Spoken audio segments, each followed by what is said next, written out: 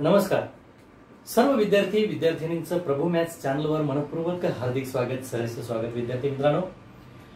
आज आपण व्हिडिओ क्रमांक 11 मध्ये इयत्ता 9वी गणित भाग 2 मधील प्रकरण 1 बेसिक कन्सेप्ट इन जॉमेट्री भूमितीतील मूलभूत संबोध हे आपण बघणार आहोत। या व्हिडिओ क्रमांक 11 मध्ये आज आपण संकीर्ण प्रश्नसंग्रह 1 मधील उर्वरित प्रश्न पाहणार आहोत। प्रश्न क्रमांक 4 पासून सुरुवात करणार आहोत। व्हिडिओ क्रमांक 10 मध्ये आपले पहिला, दुसरा, तिसरा असे 3 प्रश्न झालेले आहेत। विद्यार्थी मित्रांनो, आपण सुरुवात आज करणार आहोत 4थ्या प्रश्नापासून। परंतु 4थ्या प्रश्नाला सुरुवात करण्याआधी पुन्हा एकदा मी तुम्हाला लक्षात आणून देतो, माझा चॅनल सबस्क्राइब करायचा राहिला असेल तर पहिल्यांदा चॅनल सबस्क्राइब करून घ्या, जेणेकरून नवीन नवीन व्हिडिओ जे आहेत ते मी जेव्हा अपलोड करेन तेव्हा तुम्हाला ते पाहता येतील। प्रश्न 4था आहे, संख्या रेषेवर पी बिंदूचा निर्देशक -7 आहे, तर पी पासून 8 एकक अंतरावर असणाऱ्या बिंदूचे निर्देशक काढा। काय सांगितले बघा, semi coordinate of point P on number line is -7. Find the coordinate of points on the number line which are at distance of 8 units from point B. कसं काढता येईल बघा उत्तर। तर आपण सरळ या ठिकाणी म्हणूया, P पासून 8 एकक अंतरावर, क्वेश्चन नंबर 4 आहे। P पासून 8 एकक अंतरावर असणारा बिंदू निर्देशक किंवा बिंदूचे निर्देशक x मानू। सेमीचं हेच वाक्य आपण कसं लिहावं लागेल आपणाला, late the coordinate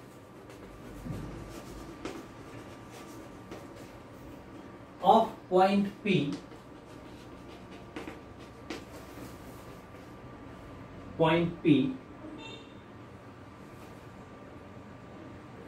coordinate of point on the number Bx from at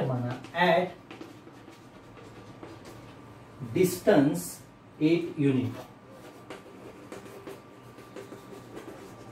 from point P। म्हणजे P पासून 8 एकक अंतरावर असणारे बिंदूचे निर्देशक आपण x मानले। म्हणजे आकृती सर्वसाधारण या प्रकारची होईल। समजा इथं P आहे, समजा इथं Q आहे, समजा इथं R आहे। R चा पण निर्देशक आपण x घेतलाय, हा पण आपण x मानलेला आहे, आणि हा P चा आपल्याला -7 दिलाय। याचा अर्थ असा की याच्या बाबतीतल्या शक्यता 2 आहे। आपण हे स्वतःहूनच R आणि Q घेतलेला आहे, कारण P च्या या बाजूला x असू शकेल आणि P च्या याही बाजूला x असणार आहे। यामधलं अंतर मात्र आपल्याला 8 एकक दिलेला आहे। काय दिलेलं आहे? 8 एकक। म्हणजे P पासून R 8 एकक अंतरावर आहे आणि P पासून Q 8 युनिट्स वर आहे, 8 एकक अंतरावर आहे। तर आपल्याला ह्या 2 वेळा x ची किंमत काढायची आहे। मग आपण असं म्हणूया, समजा बिंदू R हा बिंदू P च्या डावीकडे आहे। Suppose point R is on left side of point P। आता मित्रांनो, -7 पासून R हा डावीकडे आहे।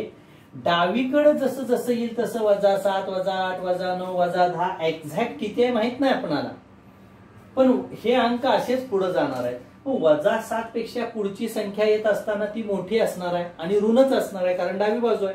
डाव्या बाजूला ऋण अंक असणारे जे आहेत त्या ऋण अंकांमध्ये जो मोठा अंक असतो तो लहान असतो, जो लहान असतो तो मोठा असतो. म्हणून आपण इथे असं म्हणू शकणार आहे काय की एक्स या बाजूला असल्यामुळं -7 मोठा असणार आहे कोणापेक्षा, एक्स पेक्षा.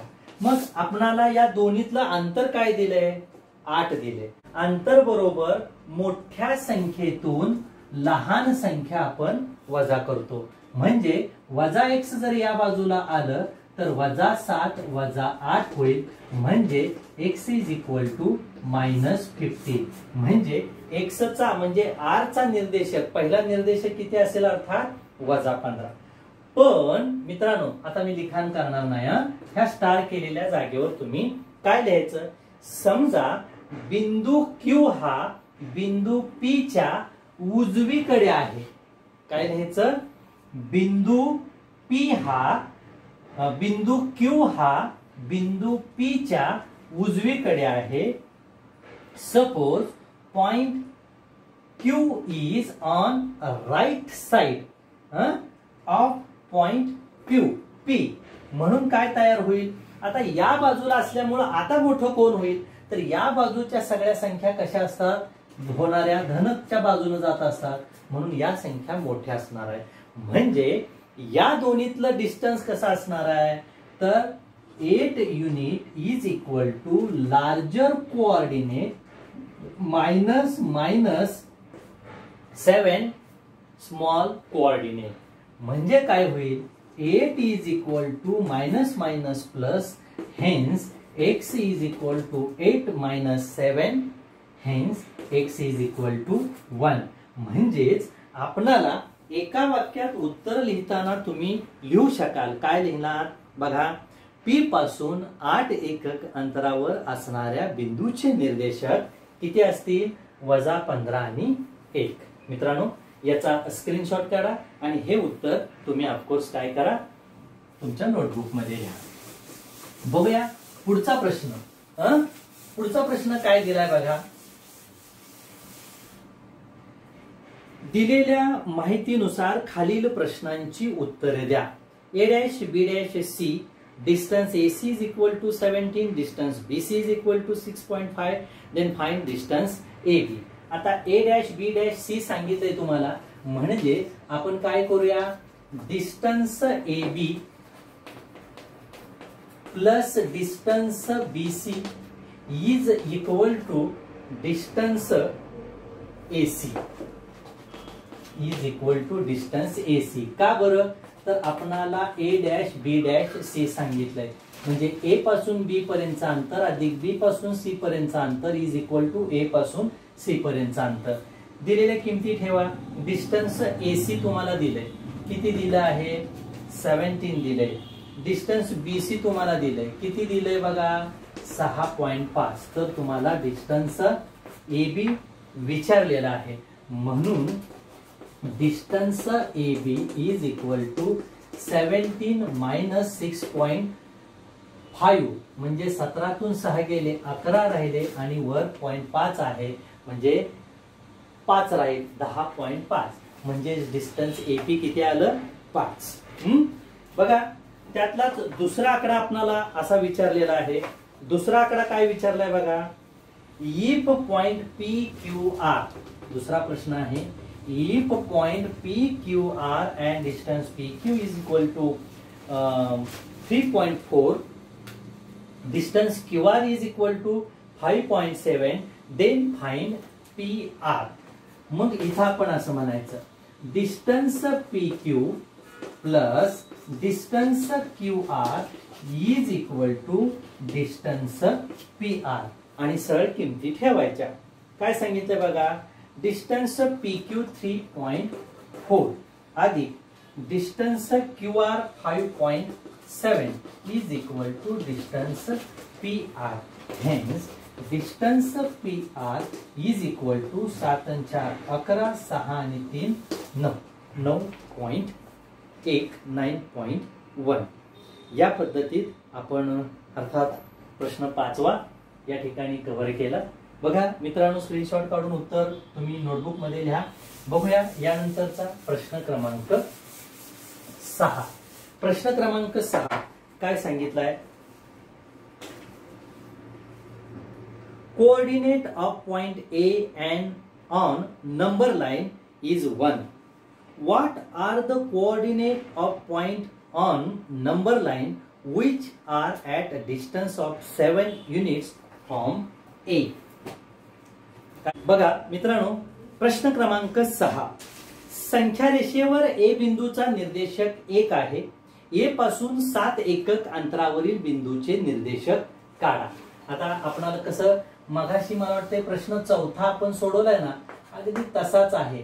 हा मला वाटतं 1 दिलाय आणि इकडे समजा बी आहे, इकडे सी आहे. ह्याच्यामधलं अंतर आपणाला 7 एकक दिले. किती दिले? 7 एकक. तर मित्रांनो काय करा, मगाशी वाक्य लिहिले तशीच लिहा. हा बिंदू एक्स घ्या, हा बिंदू वाय घ्या किंवा दोन्हीही एक्स घ्या. मगाशी जसं वाक्य मानले प्रश्न क्रमांक 4 मध्ये काय की सरळ वाक्य लिहा. 7 एकक अंतरावरील बिंदूचा निर्देशक एक्स मानू. 7 एकक अंतरावरील बिंदूचा निर्देशक आपण काय मानू? एक्स मानू. Let the coordinate of point distance of point 7 unit be x असं माना. मग तुम्ही मला या ठिकाणी पुन्हा लिखाण करा. समजा बिंदू बी हा ए च्या डावीकडे आहे, म्हणून लिखाण कसं होईल? डावीकडे असल्यामुळं एक मोठे होईल एक्स पेक्षा. मग अंतर काढताना आपण काय करतोय? 7 बरोबर मोठ्या निर्देशकातून लहान निर्देशक वजा करतो, म्हणून 7 अधिक 1 बरोबर एक्स होईल. एक्स बरोबर उत्तर किती येईल? अर्थात मित्रांनो 8 येईल.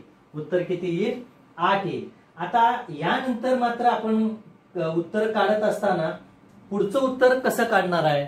तर पुढचं उत्तर काढत असताना मगाशी जसं लिखाण केलंय अगदी तसंच लिखाण करायचं आहे. काय म्हणायचं आहे? सपोज, सेमीवाल्यांसाठी वाक्य लिहूया. Suppose point C is on left side of point A. Hence आता या बाजूला असणारा बिंदू हा एक्स कसा असणार आहे? मोठा असणार आहे. कोणापेक्षा? एक्स पेक्षा. म्हणजेच तुम्ही काय लिखाण करणार? 7 is equal to 1 minus x. मग या ठिकाणी आपल्याला उत्तर लिखाण करताना काय करावं लागेल? वजा एक्स चं पक्षांतर इकडे केलं तर वजा एक्स अधिक होईल. मायनस एक्स बिकम्स एक्स हो, म्हणजे 1 वजा 7 होईल. X is equal to -6. या पद्धतीनं आपण 6वा प्रश्न कव्हर केलेला आहे. Question number 6.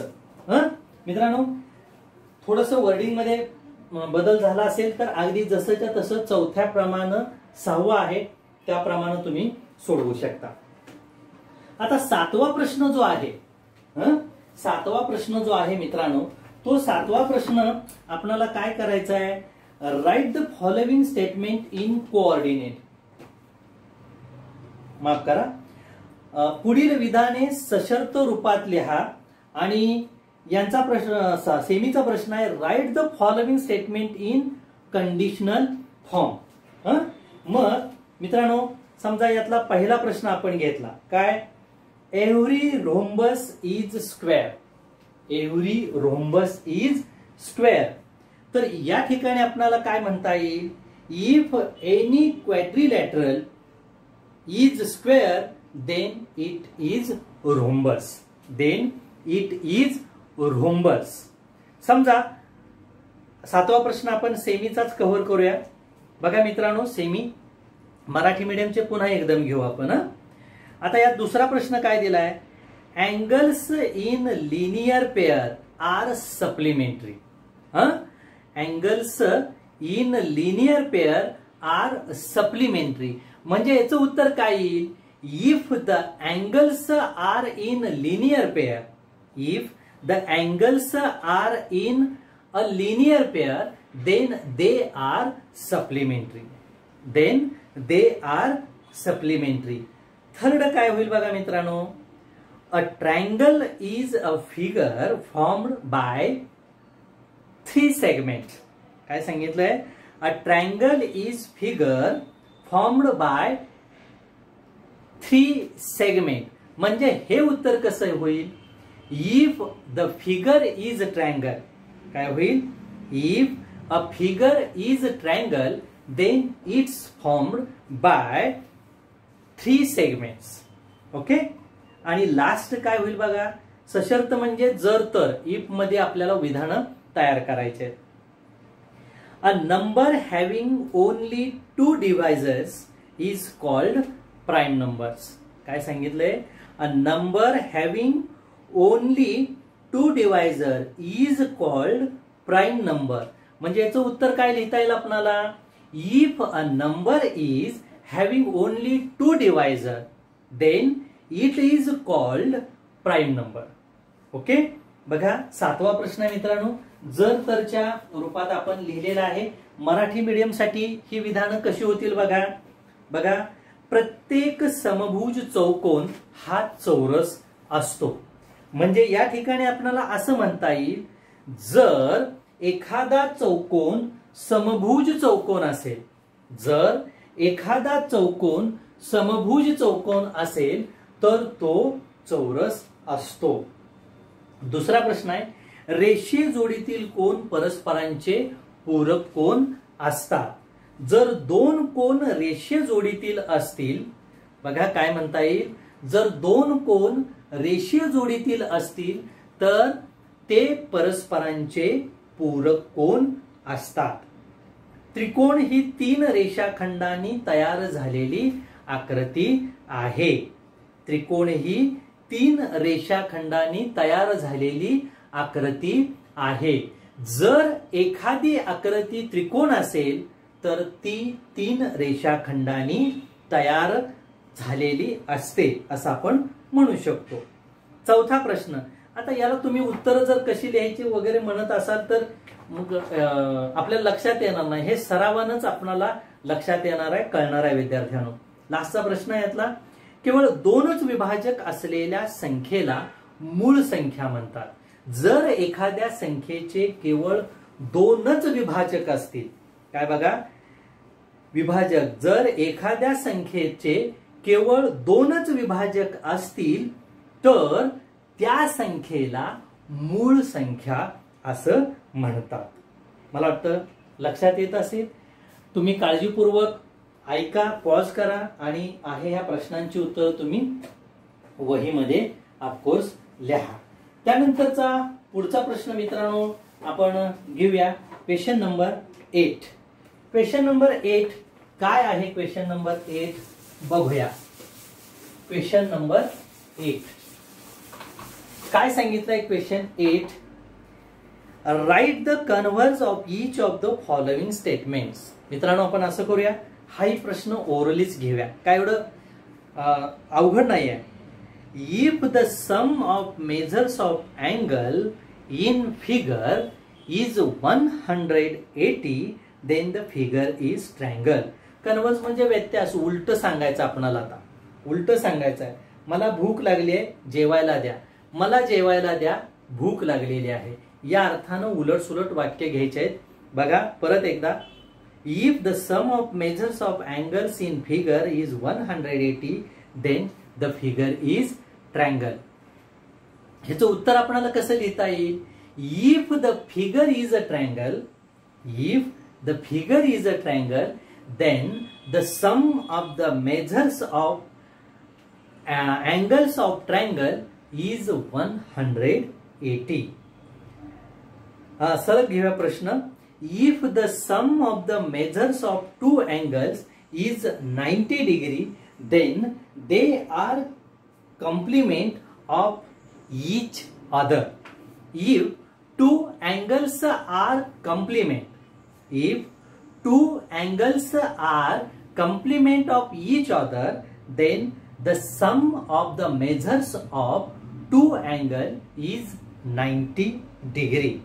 Third, if the corresponding angles formed by transversal of two lines are congruent, then the two lines are parallel. याचं उत्तर कसं सांगता येईल आपणाला? If the two lines are parallel, then the corresponding angles formed by transversal of two lines are congruent. Fourth बघा, last. If the sum of the digits of number is divisible by 3, then the number is divisible by 3. म्हणजे ह्याचं उत्तर काय सांगता येईल? If the number is divisible by 3, then the sum of the digits of the number is also divisible by 3. मित्रांनो, थोडंसं लक्षात येत नसेल असं वाटत असेल तर पुन्हा काय करा मित्रांनो, ही वाक्य वाचा, म्हणजे लक्षात येईल. 1 मार्कासाठी विचारलं जाईल तुम्हाला, व्यत्यास लिहा म्हणून. बघा 8वा प्रश्न, मराठी मीडियम. पुढील विधानांचे व्यत्यास लिहा. जर एखाद्या बहुभुजाकृतीच्या कोनांच्या मापांची बेरीज 180 अंश असेल तर ती आकृती त्रिकोण असते. जर एखादी आकृती त्रिकोण असेल तर त्या बहुभुजा आकृतीच्या कोनांच्या मापांची बेरीज 180 अंश असते. कसं लिहिलं बघा आपण? जर एखादी आकृती, शेवटचा भाग अगोदर घ्या, जर एखादी आकृती त्रिकोण असेल तर त्या बहुभुजा आकृतीच्या कोनांच्या मापांची बेरीज 180 अंश असते. दुसरा बघा, 2 कोनांच्या मापांची बेरीज 90 अंश असेल तर ते परस्परांचे कोटिकोण असतात. जर 2 कोन कोटिकोण असतील, शेवटच्या शब्दाने सुरुवात करूया, जर 2 कोन कोटिकोण असतील तर त्या कोनांच्या मापांची बेरीज 90 अंश असते. तिसरा आकडा, 2 समांतर रेषांना छेदिकेने छेदले असता होणारे संगत कोन एकरूप असतात. 2 रेषांना एका छेदिकेने छेदले असता जर होणारे संगत कोन एकरूप असतील तर त्या रेषा समांतर असतात. संख्येतील अंकाच्या बेरजेला 3 ने भाग जात असेल तर त्या संख्येला 3 ने भाग जातो. जर एखाद्या संख्येला 3 ने भाग जात असेल तर त्या संख्येतील अंकाच्या बेरजेला 3 ने भाग जातो. अशा प्रकारे हा 8वा प्रश्न आपण कव्हर केलेला आहे. प्रश्न क्रमांक 9 आपण बघणार आहोत. प्रश्न क्रमांक 9 काय सांगितलंय बघा. Write the given part and the consequent part of the fruit in the following statements. First दिले, if all sides of a triangle are congruent, then its all angles are congruent. जर त्रिकोणाच्या तिन्ही बाजू एकरूप असतील तर त्यांचे तिन्ही कोन एकरूप असतात. बघा, त्रिकोण आपण काढूया मित्रांनो, त्याशिवाय तुम्हाला लक्षात येणार नाही. क्वेश्चन नंबर 9, एक त्रिकोण काढतो मी. हा त्रिकोण काढला. समजा मी त्रिकोणाला नाव दिलं PVB. मी PVB त्रिकोणाला नाव दिलं तर काय सांगितलं तुम्हाला? जर त्रिकोणाच्या तिन्ही बाजू एकरूप असतील, if all sides of triangle are congruent, म्हणजे इथं पक्ष काय येईल? गिवन. पक्ष काय येईल? त्रिकोण PVB हा कोणताही त्रिकोण आहे. Semi triangle PVB is any triangle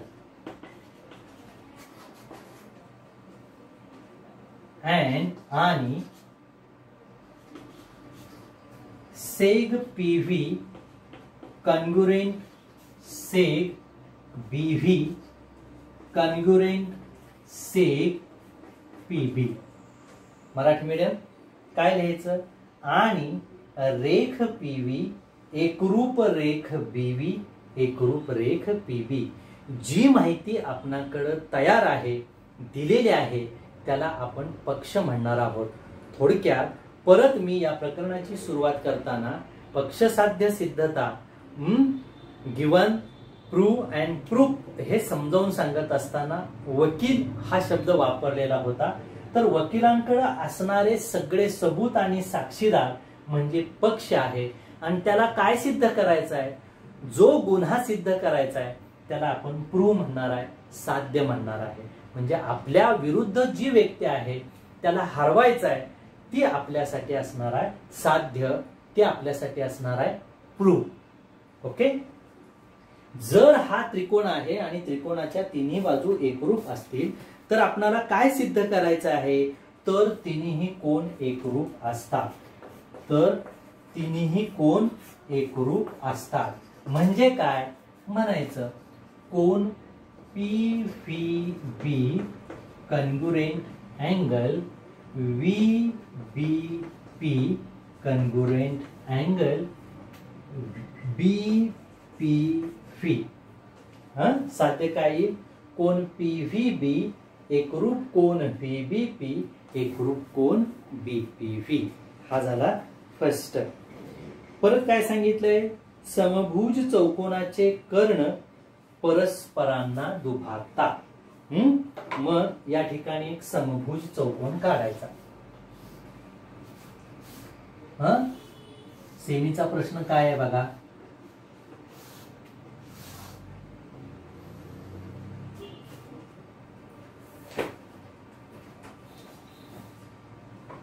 सेमीचा प्रश्न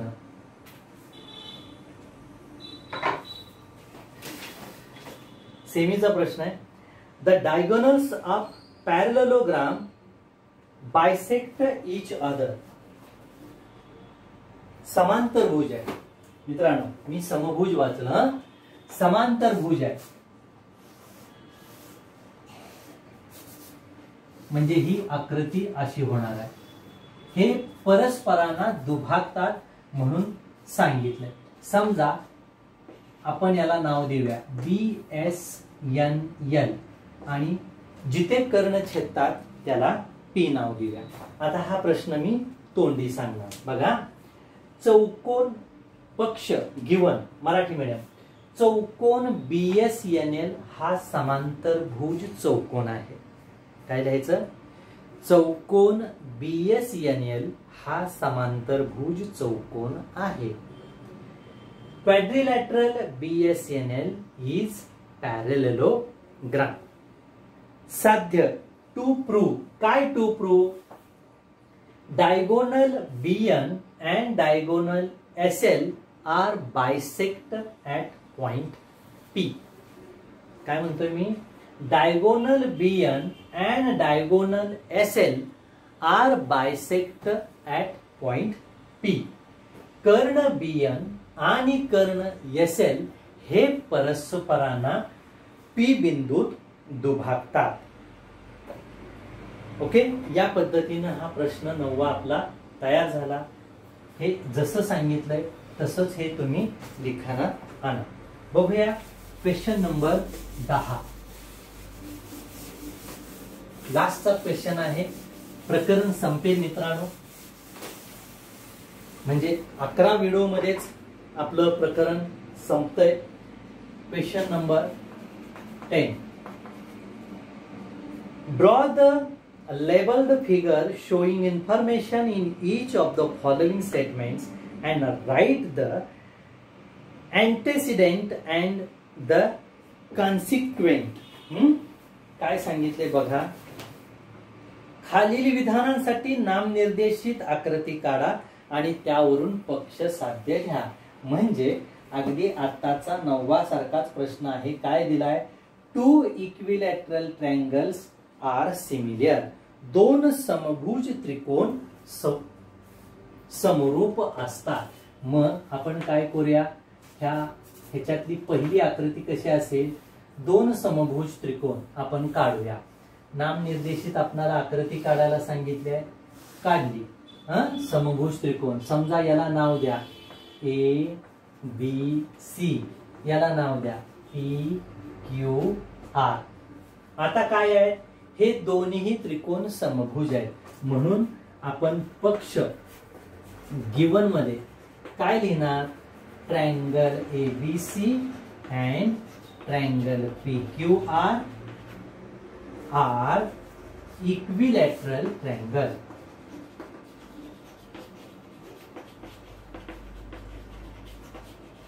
इक्विलॅटरल ट्रायंगल. त्रिकोण ABC आणि त्रिकोण PQR हे तुम्ही काय लिहा मराठी मीडियम, समभुज त्रिकोण आहे. समभुज त्रिकोण आहे. साध्य काय आहे बघा, साध्य म्हणजे प्रूव्ह. काय करायचं आहे टू प्रूव्ह, साध्य आहे. जर हे एकरूप असतील, काय ते हे समभुज असतील तर हे समरूप असतात. म्हणून म्हणा त्रिकोण ABC सिमिलर ट्रायंगल PQR. बस झालं, एवढंच आहे. Triangle ABC similar triangle PQR. Okay.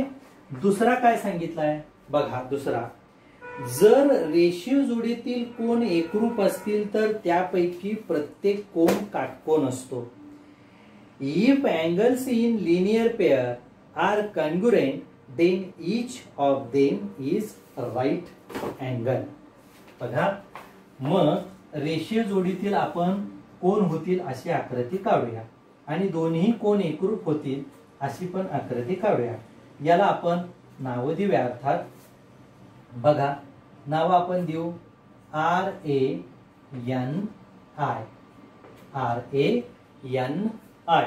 आता इथं आपण पक्ष काय लिहिणार आहे बघा, मराठी मीडियम पक्ष, इंग्लिश मीडियम गिवन काय लिहिणार आहे, अँगल RAI, अँगल RAI आणि कोण IAN हे रेषीय जोडीतील कोण आहे आणि एकरूपही आहे.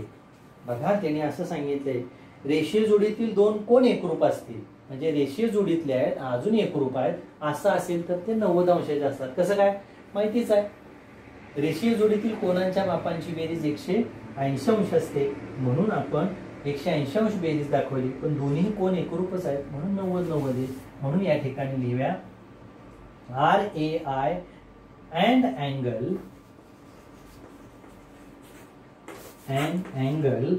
IAN are काय सांगितले आपल्याला इथे, लिनियर पेअर. काय सांगितले आपल्याला, लिनियर पेअर.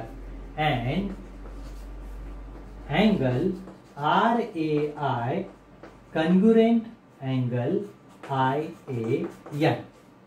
बघा कसं सांगितलंय मराठी मीडियम.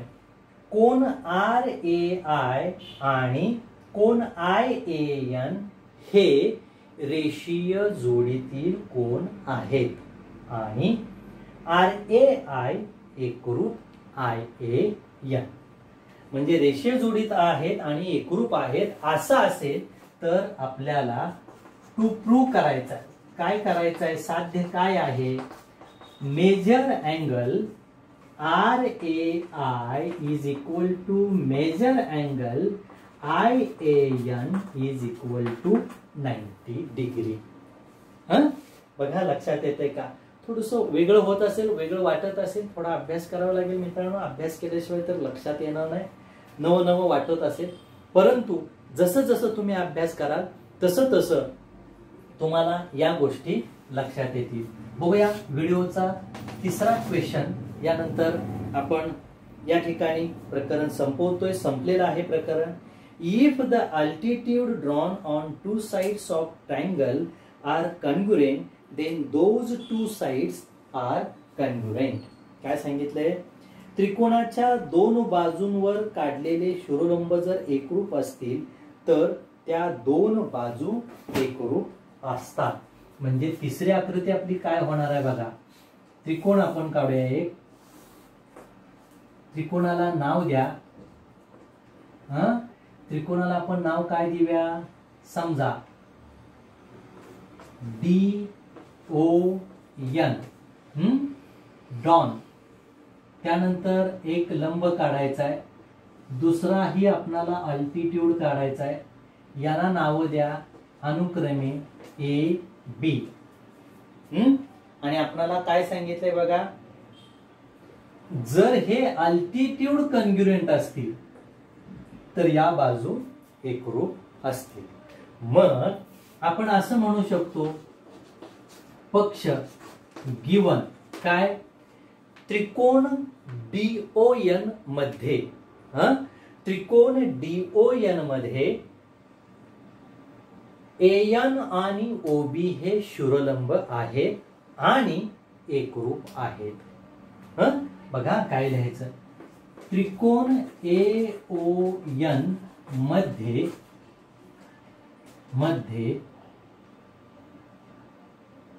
AN व रेख म्हणा, रेख AN व रेख OB हे बाजू ओडी व बाजू DN वर काढलेले शूरलंब आहेत.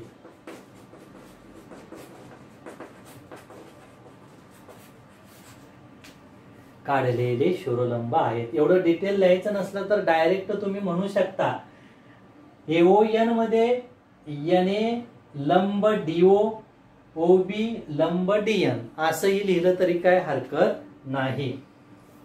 In triangle AON, seg AN and seg OB are perpendicular respectively on side OD and DN. किंवा परत एकदा असंही म्हणलं तर चालतंय बघा, त्रिकोण AON मध्ये डायरेक्ट लिहा, OB लंब DN, NA लंब DO आणि अजून बघा, आणि काय लिहिता येईल, OB कॉन्ग्रुएंट AN, OB आणि AN कॉन्ग्रुएंट आहे. बर, मग हे कॉन्ग्रुएंट असल्यामुळेच साध्य काय तयार होते, आपण टू प्रूव्ह काय तयार झालं तर OD कॉन्ग्रुएंट DN, OD आणि DN आपली कॉन्ग्रुएंट असणार आहे.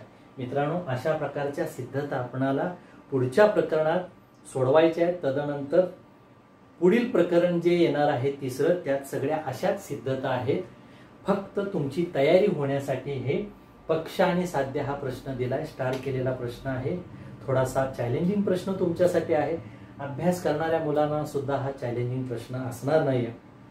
तुम्हाला माझं मार्गदर्शन नक्कीच लक्षात येत असेल, समजत असेल. मित्रांनो, जर मार्गदर्शन लक्षात येत असेल, समजत असेल तर माझा चॅनल सबस्क्राईब करायला विसरू नका. धन्यवाद. Thank you very much.